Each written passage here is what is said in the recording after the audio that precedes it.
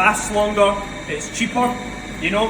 We use wood because it's more traditional, but it doesn't actually make a difference.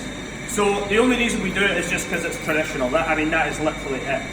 And actually, I can prove to you how much it doesn't matter, because these two here are actually 25 years old and made from larch from Sweden. This one here is a year old, and that one is a week old. And these are made from Douglas fir from Scotland. So it doesn't actually matter. The only thing is we use wood, that's it. But these are 8 meters tall. These go down another 2 stories, these are massive. And if I was to fill one right up to the top, it would hold 40,000 litres. However, from next door, we only get 32, so it fills one of these to about floor level. And all this space is just for the fermentation. Easy stuff. And to be honest, fermentation is pretty straightforward. We take the wort from next door, we cool it down to room temperature. Now, room temperature in Scotland, nobody really knows, but you know, in most countries throughout the world, about 17 degrees Celsius is normal.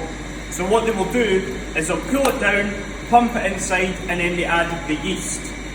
Now, most distilleries in Scotland only ferment for 2 or 3 days because the yeast is very fast. It'll go from 0 to 10% alcohol in 2 days. So most distilleries, 2 or 3 days, done, take it next door, start distillation. In Oban, we ferment for 5 days because an extra 2 days allows the yeast to develop that citrus orange flavour, and that's what we're looking for. So after 5 days in here, it's just a really bad beer, you know, a bit like Foster's, to be honest, you know, hate that stuff. But it's like a cider beer or a Weiss beer, wheat beer, very similar smell.